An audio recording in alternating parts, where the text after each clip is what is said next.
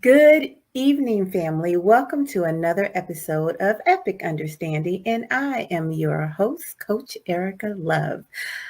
I have to tell you that I am delighted to bring you someone that I am fascinated with. She instantly captured my attention when I saw her videos. She was talking about a subject matter that was so unique and is so not spoken to.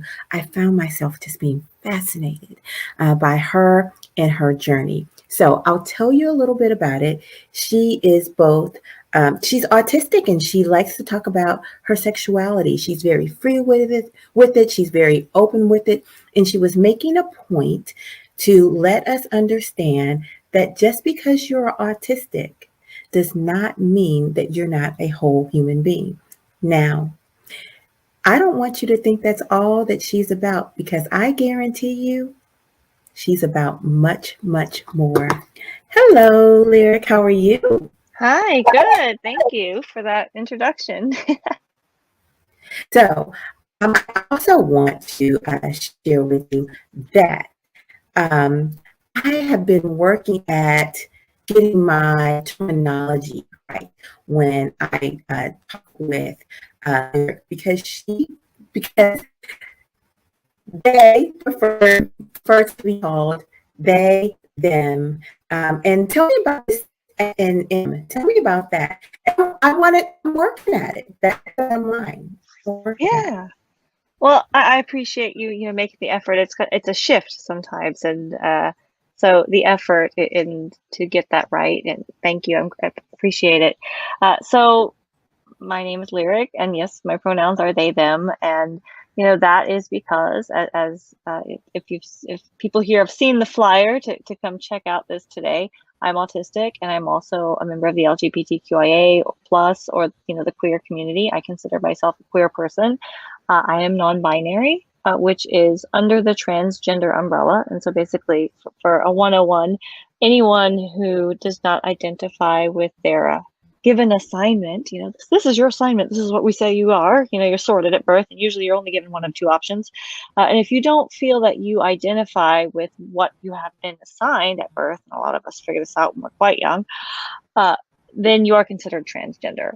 And so non-binary, because really non-binary is not an option because you're really usually assigned female or male, you're in one of those two buckets. So non-binary falls under that transgender umbrella because, in most cultures in the world now, modern cultures and modern society, there is no other options, despite the fact that, even physical sex, like intersex people, like their sexes and gender and sexual orientation and autism are all spectrums that actually have a lot of intersections with one another, which I guess we'll probably be chatting about a bit today, which is going to be fun. 100%. So you said a lot just in that. There's just so much to break down. I'm like, oh my gosh. Oh my gosh. So I'm going to ask you to slowly break that down for us again. Just break. I'm like, oh my God. So let's see.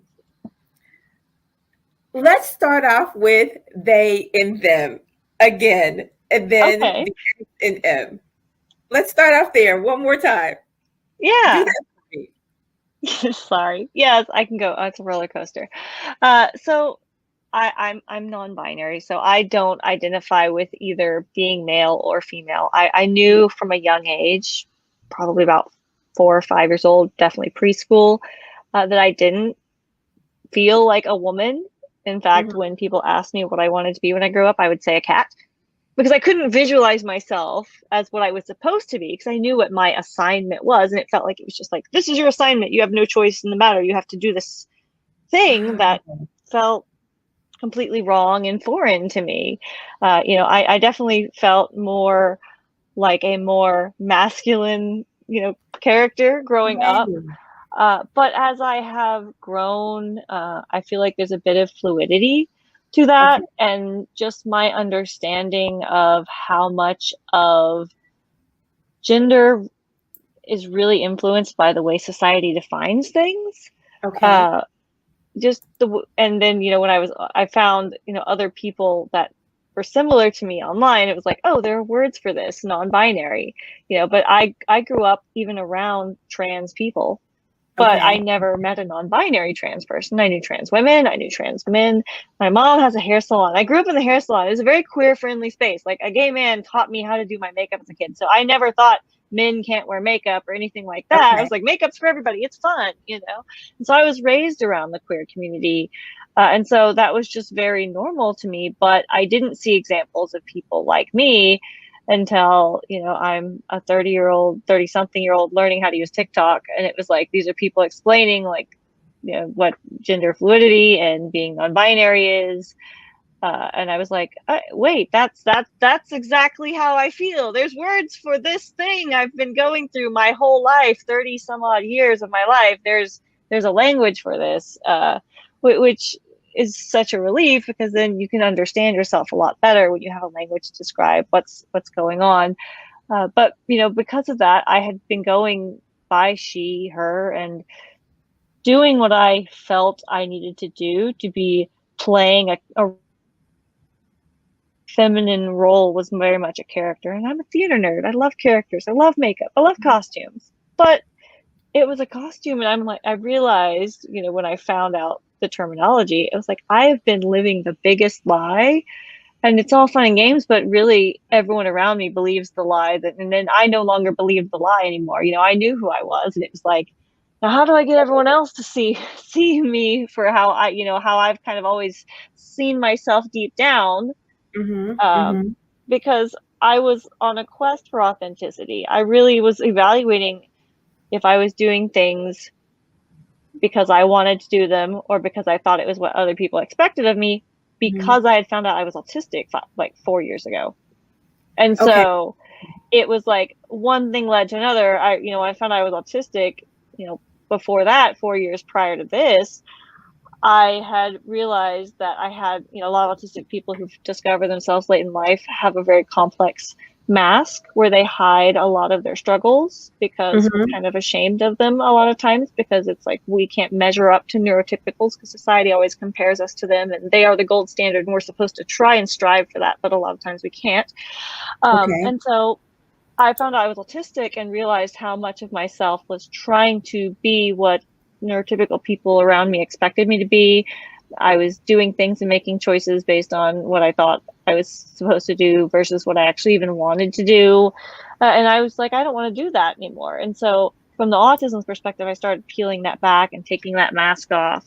And then at the same time, it was like, I'm really like pondering all of these parts of my identity really deeply. And then it's like this gender thing that's been like a big nagging since I was like 4 or 5 years old is there going, okay, well, you can't ignore this piece anymore, because you want to be authentic. You want to peel back the layers and stop living up to other people's expectations. Well, what about all this performative stuff that you're doing, because it's easier, because people are nicer to you when when you're socially acceptable, whatever society's version of that is.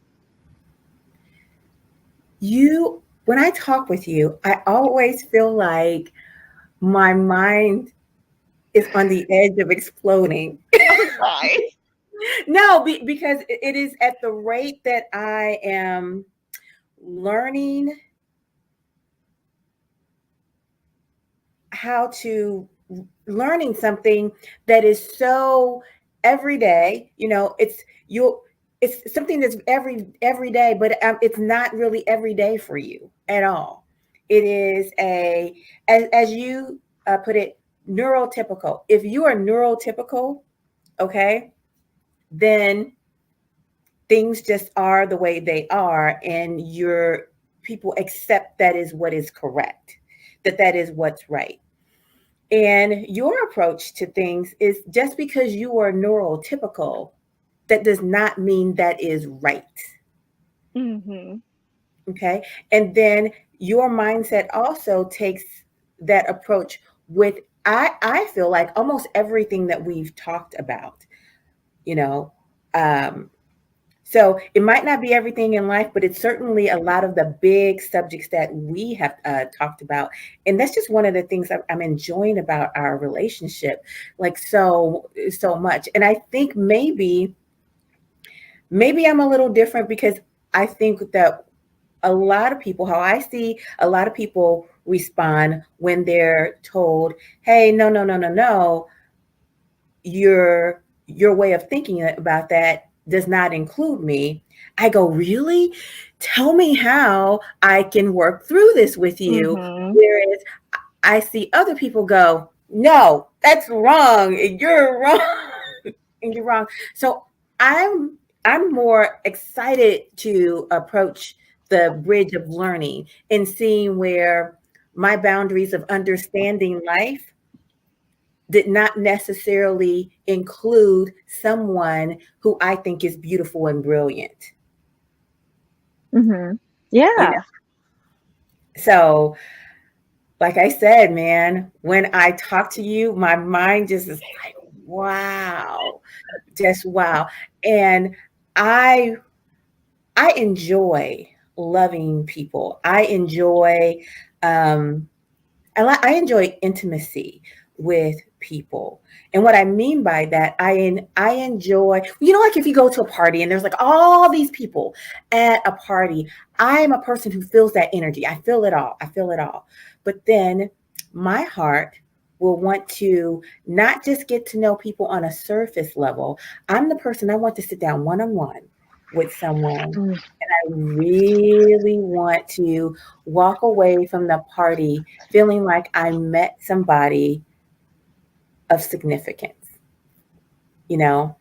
And when I ran into you and I got the opportunity to keep talking with you, I said, boy, I was at a party and I ran into somebody significant, you know? Oh gosh. 100%. Wow. Wow. Okay. Thank you. Absolutely. Absolutely. And what it is I don't want anything that I've been anything that I've been taught to believe to keep me being, from loving who you are. Does that make sense? Yeah. Yeah. I like that. Yeah. Okay. Right.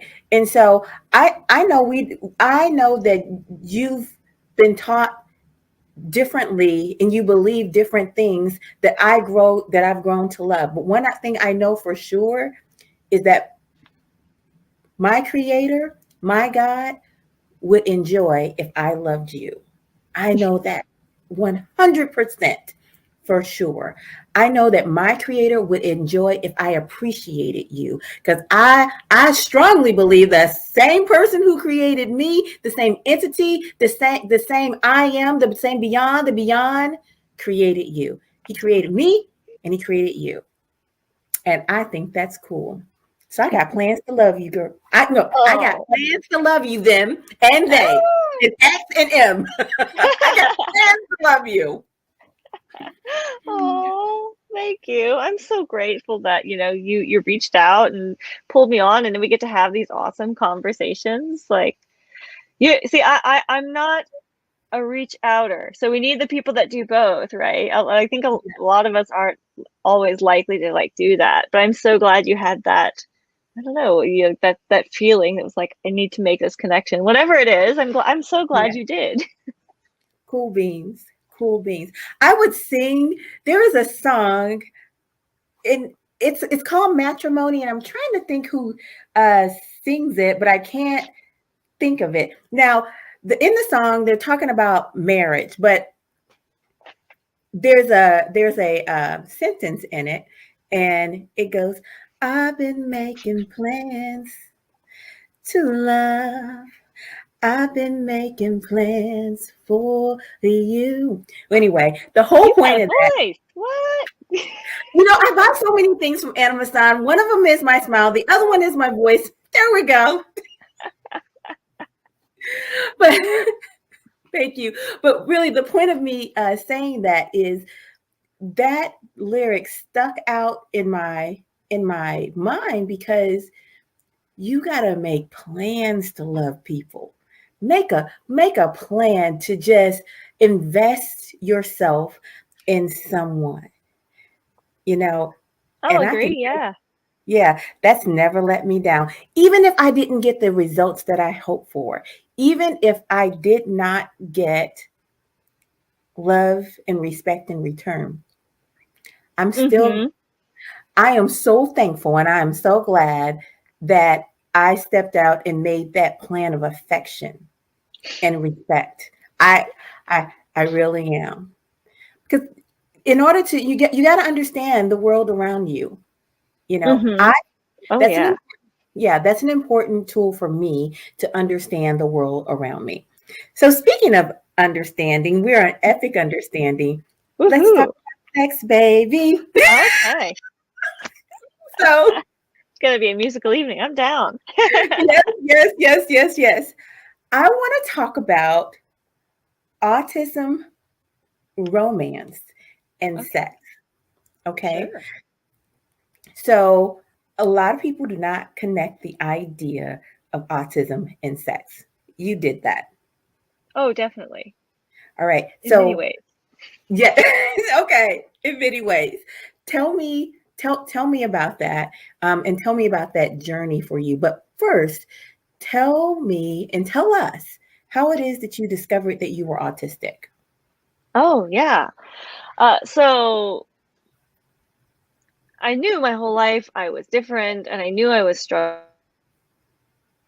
If you struggle with things that other people take for granted and think are simple, you Mm, notice when you can't do things that other people say are easy, and you right. you feel bad about that, especially when you don't have a label for it. Like I went around Okay. my whole life feeling like I was inferior, broken, neurotypical person until I was Mm, 29.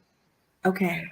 And so at 29, a few years into working at what I thought was this dream corporate job I had landed, we moved Mhm. into a new physical space and the sensory environment changed. Okay. And my physical health started to decline. And then at the same time, I was doing a lot of recruiting and hiring people that were basically the opposite of me. I had realized I need to hire the opposite of me to be successful in this company in every way, shape, and form. And anyone I liked or clicked with was going to get laid off. And it was like, wow, that was really disheartening because then I was masking even harder because I felt like I was undesirable for this position and I needed to try harder to be, what I knew because I was selecting talent, what desirable was. So I was trying to be this, ideal candidate that we looked to hire. And I really was just breaking myself. I was breaking myself mentally, spiritually, emotionally. My social anxiety was, it goes up and down depending on triggers. It was out of control, and my self-esteem was in the toilet. And I got to the point where I just didn't, know if I wanted to continue just life in general anymore. I was like fantasizing really heavily about driving my car off the bridge on the way home from work because it just seemed so helpless. Mm. And I kept going to my doctor because I was losing weight. I wasn't eating. Food had become completely unappetizing to me. I couldn't really eat or keep food down. I was having regular migraines almost every day, and I was having Mm. seizures. I didn't know there were seizures yet at the time, and we are just trying to figure out what's wrong with me. What's wrong with me? And the doctor's like, "There's nothing physically wrong with you. I don't, what? Go. We're going to refer you out for a mental health assessment. Do you think it's Okay. anxiety or something like that?" And I was like, okay, because I told you it wasn't my stomach, a while ago, because I've gone through this before in my life as a child and as a teenager. And so I now know that it was autistic burnout. I was just burnt out from trying to hold myself to those neurotypical standards. And it's a common enough phenomenon that it's well known, studied, and named. But in children, you hear it called a regression sometimes. Autistic children regress. They kind of, so it's the same phenomenon. It's just when we're adults, we call it something different, but it's the same symptoms of losing skills and getting sick and not being able to keep up with things, and our functioning sliding down, because our functioning actually can be quite fluid. This is kind of why functioning labels don't work. But all of that was going on, and when I was referred out to a mental health assessment, I was diagnosed with autism and social anxiety at 29. And Mm. the big turning point for me, and I'm so grateful for this because it easily could have gone the other direction, was me in the office, on the second appointment after, because it was a big, long process, going through old baby videos and interviewing grandparents and people that knew me growing up, things like that. At the end of it, like with this paper, this really long report, and I'm like, oh, this is what's wrong with me. And the doctor's stops me and she's like, no, there's nothing wrong with you. Your brain Okay. works differently.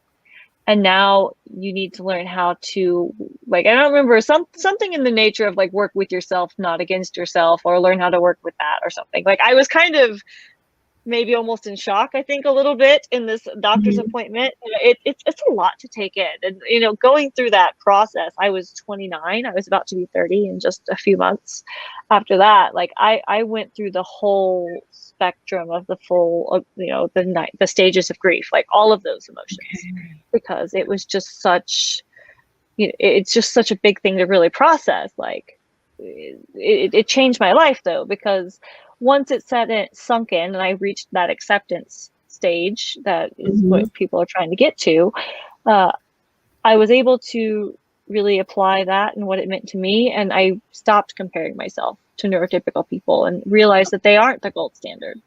And that set me free, because it's not fair to ask a fish to climb a tree or a dog to breathe underwater. You wouldn't punish a dog for not being able to breathe underwater, or the fish for not being able to climb a tree. And I realized, oh, I'm not a fish. I can't breathe underwater. Mhm. It's Mhm. not my fault. Or the ugly duckling story, a very real life version of it. And it let me develop something that I hadn't had my whole life, which was self-compassion, because I had a lot of compassion for other people, and which is really sad, but I needed to understand this bit about myself to fix that wound, I guess, because that was a big wound to repair. Wow. And so you thought of yourself as an ugly duckling. Oh yeah. Mm. Because when you struggle very hard with things that other people think are simple, like those ways in which you are inferior Mhm. overshadow you. Because just think about, like, if you have an artwork or anything you do, like how we are tending to be more focused on our mistakes, and we like can get really fixated on the mistakes and all Right. the ways we want to do better. And it's like that overshadowed all of the awesome things about me, because I couldn't appreciate any of my skills because I was too focused on what I thought was wrong with me and how I thought I didn't measure up to people around me. So it didn't matter that I had a college reading level in elementary school. None of the things that were like kind of neat mattered. It didn't matter that I, could roller skate. It didn't matter. Nothing mattered, because I just hated Mm. myself so much. Wow. Let's talk about your power. Let's talk about your power because you do have some superpowers. Oh gosh, I don't know about that. You don't think so? You just told us that you were reading at a college level when you were just a kid. Well, but it's, it comes, all of those things are double-sided coins. It's like a monkey's paw almost, where it takes something away when you're given something, where it's like, Right. I was reading, when I was 1.5, I taught myself to read. And then by, at elementary school, I was already reading at a college level. But then because of that, I had that really complex vocabulary, and I spoke in complete sentences like a little professor. Like, people thought I was a lot more mature than I really was, but I was actually very immature in a lot of ways, had really bad impulse control, was very hyperactive, had a lot of anxiety. And because people thought I was so mature for my age or so smart, because I had a good reading level, um, that if I struggled, people thought I was just being difficult. If I was anxious about something, people like, you thought I was making excuses. And so, like, you're too smart for this, things like that. Like my grandpa, like one story, I remember I took things very literally. And so whenever I would take something literally, people would think I was being a smart aleck. So smart aleck is one of my nicknames growing up. So it's like my grandpa's like, I'm going to draw you a bath. So I went and got him a pencil and a paper. And they still Oh. tell the story. They thought I was making a joke. They thought I was being funny, but he said he was going to draw me a bath, literal, Right. thinking literal. But I would say things like this would happen all the time. And when people perceive you as being gifted in some way, they tend to ignore the ways you struggle. So when I had a problem, it was like, well, you're just being lazy, you're not applying yourself. So like, I didn't get help because I had that giftedness, so it's like, it's like everything that seems like a gift, my ability to learn things comes from an obsessiveness that it's a really great skill. But the obsessiveness means if I get obsessed with something I don't want, like I can't let go, and it's not constructive to my health, that obsessiveness is equally a curse, even though it's my biggest skill. And it means I teach myself to do really cool things that a lot of people can't teach themselves to do. And I can be expert level at some really random things. Like if I'm obsessed about the wrong thing, it sucks. Or like if I need to learn something and I can't get it to catch my interest, I can sit and read it over and over and over and over again, and it's just not going to sink in my brain. Just like, nope, which doesn't work well in school. Right. I'm curious, how were you as a recruiter? Did you meet your quotas a lot, or how did that work? So we didn't have quotas. What we are, the company, without giving away too much, was highly desirable in the industry we were in. And so like we had so many resumes coming in that it was me and someone that still is a friend of mine even to this day, has been for a lot of years. We were a tag team, and so like we did like 700 resumes a year. Okay. That we sorted through and like would eliminate together and interview and present options to the team. And it was really like out of the 700 we would sort through, God, I think only less than 5 to 10 were hired any given year. Okay, that makes a lot of sense. So it was like really high end, very specific, very neurotypical, very neurotypical, very discriminatory against neurodivergent people. Actually, like when I found out I was autistic, I realized it was like basically the checklist of things I was avoiding hiring was neurodivergent people, autistic people. It was like, wow. And that really blew my mind. I was really mad at the world when I realized that so many things that you try to screen out sometimes just by the way the process is set up can be discriminatory for people who are different, or people who have mental health issues, or just someone who's anxious about the pressure of an interview. Like your best employee ever might be really anxious and not be able to show themselves off in a job interview, but that doesn't mean they're not a fantastic employee, but you passed them up because they were too nervous to look you in the, or they didn't look you in the eye, or they were nervous, or they were uncomfortable. And people, would miss out on that talent because you're looking for someone who is a good interviewee instead of someone who's a good employee. And the most manipulative people can be really good at acing job interviews. I agree with that. So I have a background in recruitment, specifically in physician recruitment, and then it expanded to other healthcare disciplines, as well as, C-level professionals. So I am gifted in the art of courtship. Oh yeah. Because, right, I'm, I recruit people who are highly desirable.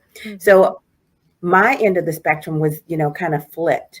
I would have jobs that only a very few people were a fit for. We have one of those every now and then, Okay. Yeah. Okay. So, yeah,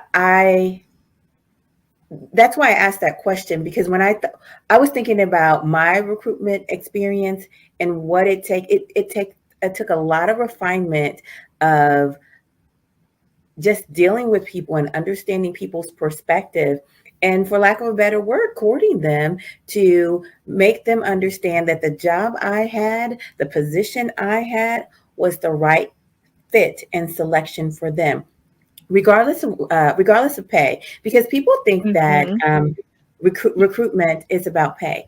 It's never about pay. You just have to have enough for the person to maintain their lifestyle. Yeah. Hmm. That you need enough money for that, and then everything else goes from there. Mm-hmm. And you know, I'd say that uh, my experience is so many things that were done in that time period were done wrong and have made me want to completely flip the script on how people recruit and hire people, because uh, a lot of corporations have lost the human or the humanity in their human resources, and the people are the greatest resources. And if we treat people like machines and exploit them, you know, they're going to fall apart. It doesn't work, and that's why people are burnt out and people aren't willing to work for nothing anymore. You know, Mhm. people, we've been living in a global pandemic, so you know, people have literally had death and loss and maybe Mhm. fear, Yes. and the value of life is now so painfully obvious to so many of us that we're now like, no, I'm not going to go flip burgers. I'd rather be poor than Right. work and give you my soul, you know? Mhm. And so I employers need are going time to with have my to fix kids. it. Employers are going to have to fix it. They're going to have to start treating people better and paying people to have time off and letting people prioritize their families. Because at this company, you know, for example, at the holiday party, the boss is thanking our significant others for us basically never spending time with them because Mm. we didn't have time because we all worked too much. It's like, Wow. I am so lucky our relationship survived that, but we are still recovering from, you know, my 5 years in that company where I had to completely neglect our relationship.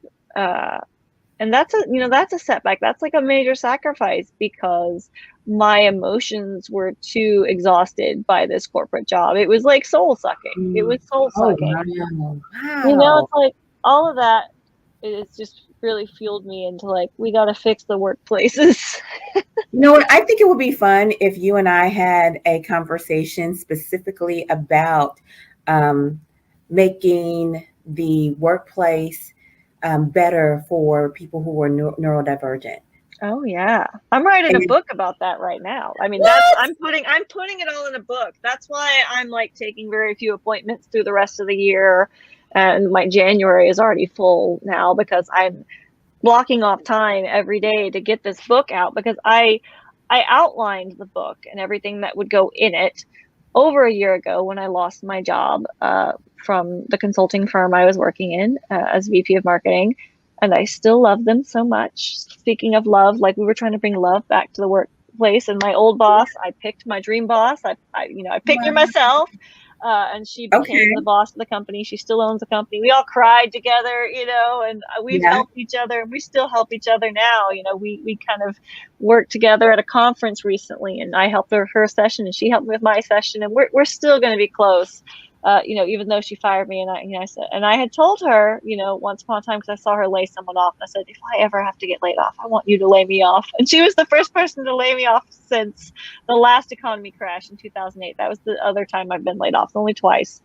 Wow. But I was, and that the other time was the opposite. It was big global computer tech company. My manager didn't even know I'd been let go. It was Hmm. some HR person I'd never met came down to let me know because they had forgot to tell me on Friday, and I showed up on Monday. So Oh my heartless. gosh. Complete opposite experience, because I wasn't a person, I was a number. Because there's You know no what? That was love. absolutely no love. And I would be remiss if I didn't talk about the gentleman who fired 900 people at once Oh my God. Yeah. over Zoom, in which the one in which they really couldn't respond to. Like, it was recorded by someone just because they were trying to record the meeting so they could have a better understanding of it. But it just so happened that this person recorded their firing along with 900 other people. Oh my God. Amazing. Amazing. I mean, there was probably that many that was laid off, you know, in the crash of 2008. But you know what the thing is like they use the economy crash as the excuse for it. But Mhm. I kind of was shooting myself in the foot for not seeing it coming, because for months we had been moving the computer manufacturing overseas. Okay. So we had been moving stuff to Asia. So we knew they were going to close things down. And then once the economy crashed in 2008, they had their excuse, you know, and then they Right. just There pulled you out go. the rug. And I mean, hundreds of us, I'm sure. I don't know how many were fired, but it wasn't over Zoom because Zoom wasn't popular back then. This was a lot of years ago.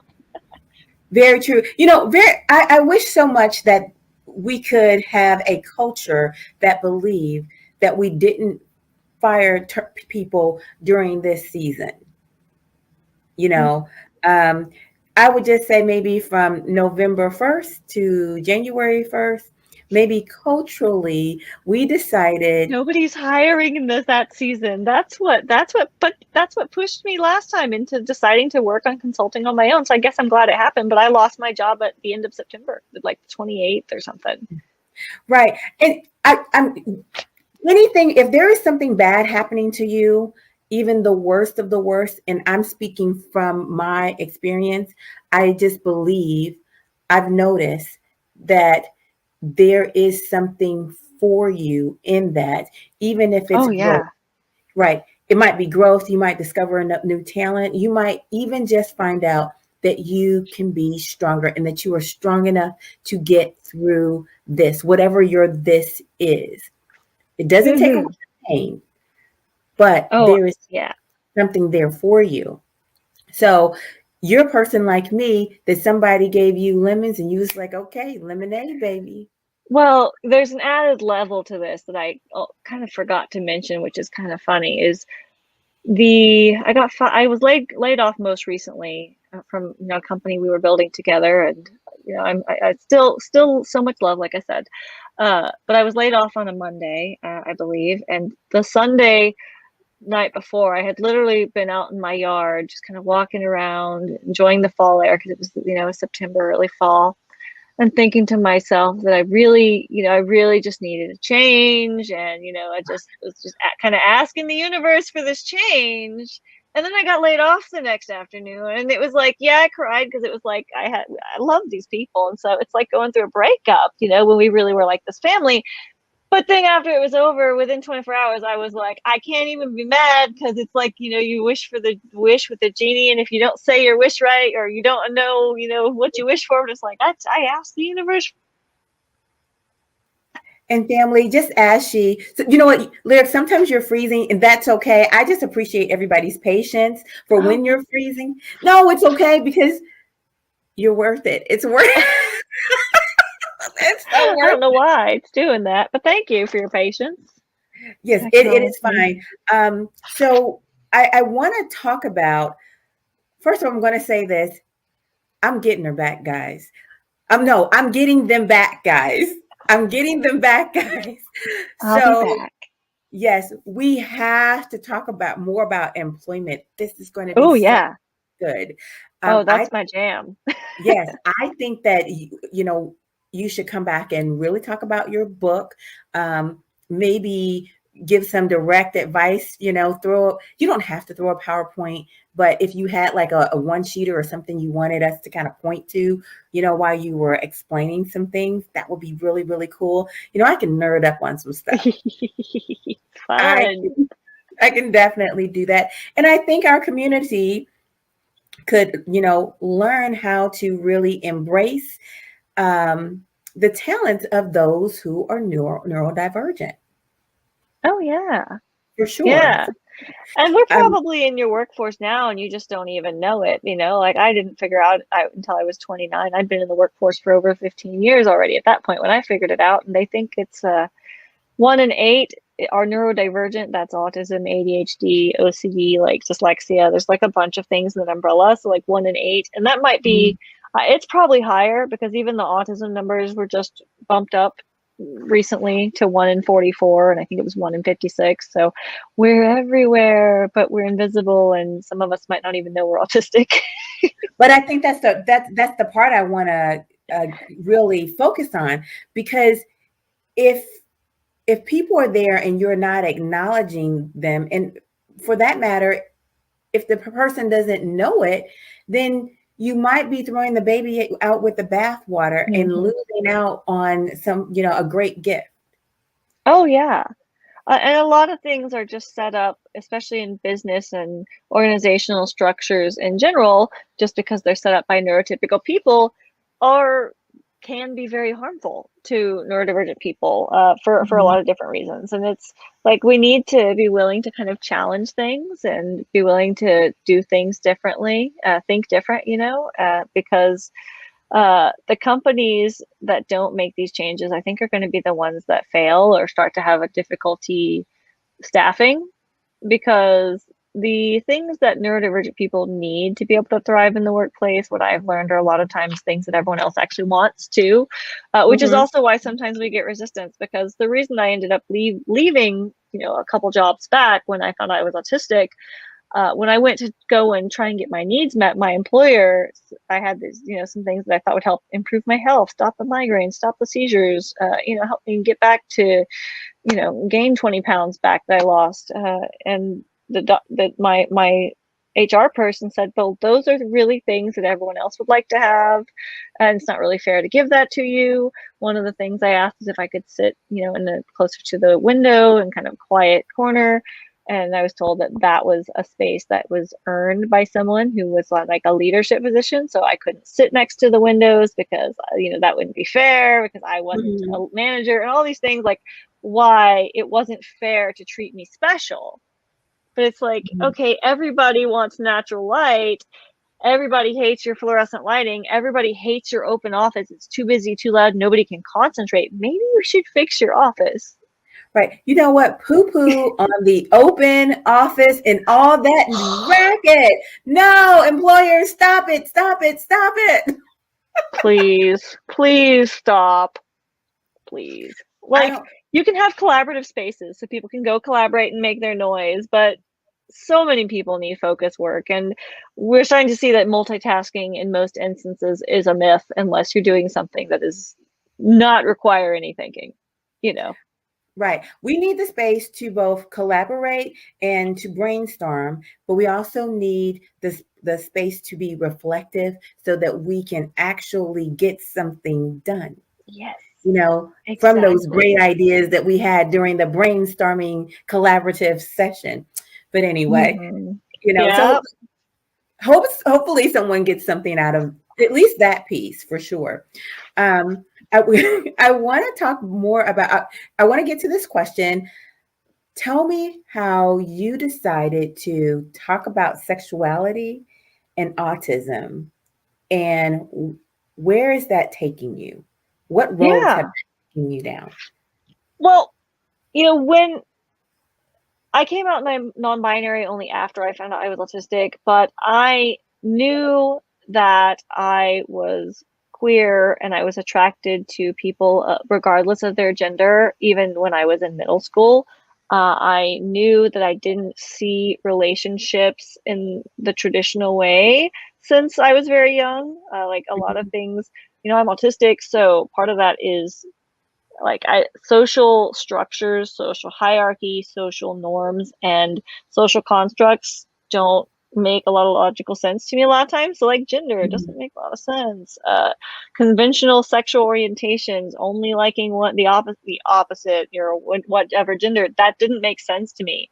Why, Mhm. I was like, other animals are not monogamous except for very rare occasions. Why are humans so insistent that we have to be monogamous when everybody is cheating on everyone else around me? Like all Oh of these my things. Like, gosh. Oh I'm my a little gosh. kid thinking about these like things because I'm just like, that doesn't make sense. That doesn't make sense. That, like, my driving force as a human since I was very young, and one of my very first words was why, which is really annoying for a parent because I'm walking around going why, which, but I can't do anything without Mhm. knowing why behind what I'm doing.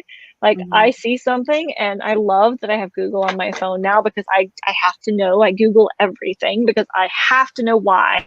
Like, it is so essential to me. So it's like I question things, I question everything. And so sexual orientation and gender and those things were just part of it. And so I knew I was queer from a very young age. And when I started, after I found out I was autistic, getting on social media and chatting with other autistic people on the internet, I Mhm. started to notice that there was a lot of us who were queer. And what I noticed, which was even more shocking, and something that for the first time in my life I'd ever experienced, was the straight cis people seem to be in the minority in autistic people. Like, more of us, at least online, were also, Really? gay, trans, bisexual, asexual. We fell outside of gender and social sexuality, like, I wonder if constructs. there's a study on that. That would Oh be yeah, there have been a few. I can't think of off the top of my head, but there have been a few. Like, I don't remember the exact number, but it's like autistic people are more likely to be trans. It's been known for a while. Like, when people come out, like in Europe, if they are trans and they're going through therapy or anything, they will often also test them for being autistic, because they know trans people are more likely to be autistic.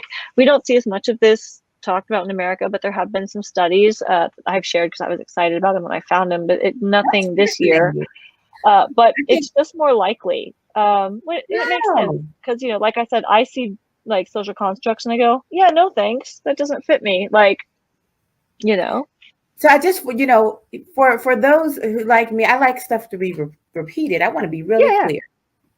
So what we're saying is there are studies that have shown that if you are autistic, you are also more likely to be trans. Did I get that right? Autistic people are more likely to be transgender or gender non-conforming specifically. Okay. So, or we don't conform to gender norms. So it's just more likely. And it's not that all, because there are straight cis autistic people, they exist, they're out there. But it's just like, for example, I did a Twitter poll and I asked and it's not scientific, it's a Twitter poll, but in the fall of 2020, when I was locked up and bored, I said, hey, how many of you out there in Twitter who are autistic also can consider yourselves members of the LGBTQIA+ umbrella? So that's gay, bisexual, lesbian, trans, all of it. And it was like 3,600 and some odd votes of autistic people. And it was just a yes or no question. Do you consider yourself part of this community or this umbrella? Yes or no. And it was like 75.6% in my audience said they consider themselves LGBTQIA, and only like 24 point something percent said they didn't consider themselves in that umbrella. That's very interesting. And, that's just my sampling in my audience. Since I'm a queer person, I'm sure it's a more queer friendly place, but it's still enough to go, it's probably more than half. It might even be a majority. And I don't remember what the more scientific study was. I know it was more than half. There's an author that I interviewed. His name is Dr. B.J. Fogg. He is the author of Tiny Habits. And as a matter of fact, Instagram was created in his classroom. The originator. Oh, wow. He's a really cool guy. That's cool. I'll send you his interview, but he's fascinating. Yeah. I'm going to send him this interview. Okay, cool. Yes, I think, and I don't know if he would be interested in not, but it's like, oh, I hope he is interested, because if there was someone to do that study, maybe he would be the right person, because he's brilliant. Oh, and it would be good to have an updated data. Yeah. Yes. He is a scientific kind of guy. He does studies. Yeah, because mine's not science. Right, Twitter's not science. Right. He is at Stanford. He's brilliant and delightful. Brilliant and delightful, what a great combination, right? So I'm just hoping maybe he will do it. He's fascinating and cool. And you're fascinating and cool. Oh, so gosh. We'll see. We will see how it all shakes out. But I can't wait. I can't wait for the results. Now, let's talk about your Twitter following and your YouTube channel and what's going on with all that, because it's really big. What's going on? You're putting out a poll and you're getting thousands of people to answer. Twitter's been where I started out. Twitter because I'm someone who, even though I get up here and do these things where we go back and forth, text and typing and writing is always easier to me. It's always more natural because I have time to like really organize all of my thoughts and get them in order, because you can see I'm all over the place and lots of ideas come all at once. Mhm. It's like it can be overwhelming to the brain. And so if I'm on Twitter, I can keep myself steering in a good direction, and it's very organized and literal, linear. Or like on social media, like or on YouTube, like it's like I've written something, I've thought it over, or I've got the bullet points to keep me from doing these fun things that you get to chase me around for on these interviews. Uh, but it's been a medium that lets me put the message out there, Yeah. because it's the back and forths that are harder for me as an autistic person. Like I'm Okay. really good at dumping information and running, or um, talking about things I'm interested in. But I talk all over people. You've probably noticed. I don't mean to do it. I don't even realize I'm doing it half the time, or I don't know when to stop with a point, and I'll like continue as a loop on it over and over again. I don't even realize I'm doing that either. So it's nice to have that platform where I have like a concise thing where I can like really review it, polish it, get out what I want to say, because in the moment, I feel like there's so much I wanted to say if I would have thought of it, and it all comes later. Oh, wow. Well, you know what? I am thankful for all of your talents.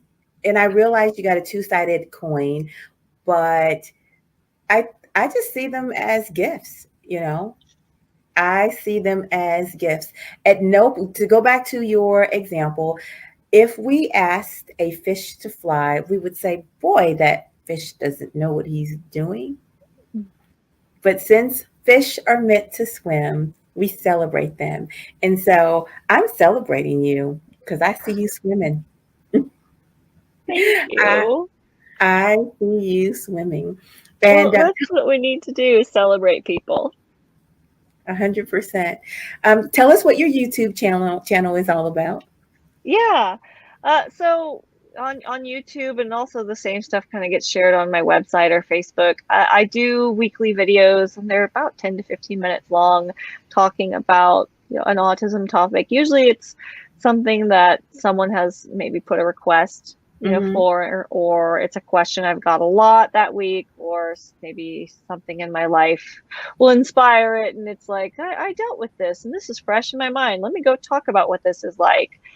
Because or I'll read something online about autism and it'll be terribly misinformed, or from the perspective of someone who's not autistic and they totally don't get it what they're talking about, and I'm like, I gotta go correct that lie. So like I'll make a video to like share from an autistic perspective, to kind of help people understand Hmm.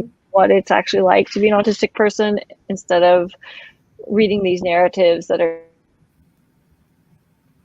because a lot of times it's just very medical and it only talks about the weaknesses, the only the Oh, weaknesses, wow. where I am both my strengths and my weaknesses equally, Hmm. Hmm. the whole person. 100%. 100%. I'm curious, how many people do you think you are impacting between all of your social media? Because it feels like you are impacting a lot of people. I haven't done a grand tally. It was like 125,000 followers on all platforms, like sometime early in this past year, but I haven't done a tally since. But what I can say is the Facebook page is the biggest platform, and it has about 90,000 followers. But even though only 90,000 people are following, that page reaches 1 million to 3 million people every 28 days. So it Oh, reaches a lot further than, but those people aren't following, they aren't sticking around, but it's reaching them. Maybe they just right. don't hit the follow button. Who knows? So I'm reaching a lot of people, and I got to speak at one organization, and they had 1 million people in their team, and I got to speak Mhm. to them in a video platform. So that, it's exciting that people are listening, because for a long time narratives about autistic people weren't by us. They were by our parents and doctors and people who are looking at us from the outside, and we weren't really getting to tell our own stories. And anytime an autistic person gets to be amplified to tell their own story about what being autistic is actually like, I think it's a victory. 100%. Gosh, I'm so thankful.